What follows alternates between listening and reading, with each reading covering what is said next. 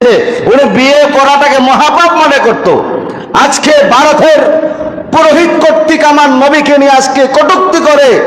আমাদের কথা হলো, যেই নবীকে নিয়ে তোমরা কটূক্তি করো, এই নবী না আসলে তোমরা হিন্দুদের অস্তিত্ব দুনিয়ার জমিনে থাকতো না। বাবা কথা বলে ঠিক না? কোথায় হাত দাও? এই সমাজে তোমাদের অস্তিত্ব টিকে আছে রাহমাতুল্লিল আলামিনের কারণে। সুবহানাল্লাহ বলে। এই জন্য ভারত সরকারকে সোজা ভাষায় বলে দেব, তোমার নম নম আর রাম রাম লয়ে তোমরা থাকো, আমাদের নবীর গায়ে হাত দিও না। কথা বলেন? আমরা কিচ্ছু জানি না, তবে আমার নবীর জন্য আমরা জীবন দিতে জানি। হ্যাঁ ভাই কথা বলেন ঠিক কিনা? রাসূলের জন্য আমার জীবন উৎসর্গ করতে আমরা রাজি আছি না নাই? জোরে বলে রাজি আছি না নাই? শুধু আমাদেরকে আমাদের মুরব্বীদের অর্ডারের অপেক্ষায়। তুমি কি মনে করেছো কিছুদিন আগে নূপুর শর্মার আমার নবীকে নিয়ে কথা বলল, 2 দিন পর পর বিজেপির ওই সমস্ত হিন্দুত্ববাদ জানা যাচ্ছে পুরোহিতরা আমার নবীকে নিয়ে গালাগালি করে, ভারত সরকার একটু হাত দেয় না। কথা বলেন? আমাদের ভারতেও মুসলমান আছে না নাই? আমাদের মুসলমান ভাইরা আছে, সাবধান। আমরা কোন সময় চট করে ঢুকে যাব ভারতের ভিতরে, ভারত বাংলাদেশের মুসলমান এক হইয়া খেলা দেখায় দেব নবীর সাথে বেয়াদবি করার রেজাল্ট কেমন হয়, ঠিক কিনা বলে? কারণ আমরা ঘুমে নই, আমরা সব সহ্য করতে পারি। আমার ইসলাম কালারিং হবে, আমি সহ্য করব না। আমি সব মেনে নিতে পারি। আমার নবী কালারিং হবে, আমি মেনে নিতে পারি না। কারণ আমার নবীকে দিয়ে আমার অস্তিত্ব, আমার নবীকে দিয়ে আমার পরকাল, ঠিক কিনা বলে?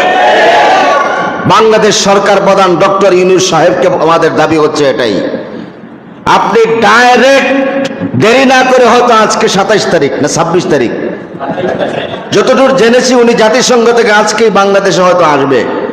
আমাদের দাবি হচ্ছে বাংলার ঘুমন্ত মুসলমানকে জাগ্রত হতে দেবেন না। আপনি বাংলাদেশে এসে সাথে সাথে নিন্দা প্রস্তাব আপনি পাঠাইয়া দেন ভারতের সরকারের উদ্দেশ্যে। কথা বলে ঠিক না?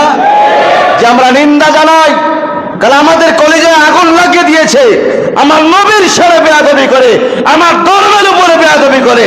এই দুনিয়ায় আমাদের বাঁচার কোনো দরকার নাই যদি নবী কলঙ্কিত হয়, আমার ইসলাম যদি কলঙ্কিত হয়, ঠিক কিনা বলেন? যেই নবীর ব্যাপারে আল্লাহ বলছেন, লাকাদ কানা লাকুম ফি রাসূলিল্লাহি উসওয়াতুন হাসানাহ, নবীর মধ্যেই রয়েছে তোমাদের মধ্যে সর্বোত্তম আদর্শ। তুমি আমার নবীর আদর্শ চুরি করিয়া সমাজে সিনা টানাইয়া হাঁটো, আর তুমি আবার আমার নবীকে গালাগালি করো। কার হোক দা খাও গো বান্দি, ঠাকুর ছিল না। কথা বলে ঠিক না? কার কারণে জগতে বেঁচে আছো তাও তো জানো না। এই জন্য আমাদের মুসলমান যারা আছেন ভাইরা, কালেমাওয়ালা হয়েছেন, নিজেকে সৌভাগ্যবান মনে করবেন। নবীর উম্মত হতে পেরেছেন, নিজেকে সৌভাগ্যবান মনে করবেন। যারা কালেমা সালা দুনিয়া থেকে বিদায় হয়েছে ওদের আফসোসের শেষ নাই। যারা নবীর উম্মত না হয়ে কপালে নাই বিদায় নিয়েছে তাদেরও আফসোসের শেষ নাই। যেই নবীর উম্মত হওয়ার জন্য নবী রাসূলের তামান্না ছিল, আপনার কোনো তামান্নাই নাই, আপনার আমার কোনো ইচ্ছাই নাই। আল্লাহ দয়া করে নবীর উম্মত বানাইছে, আমাদের কপাল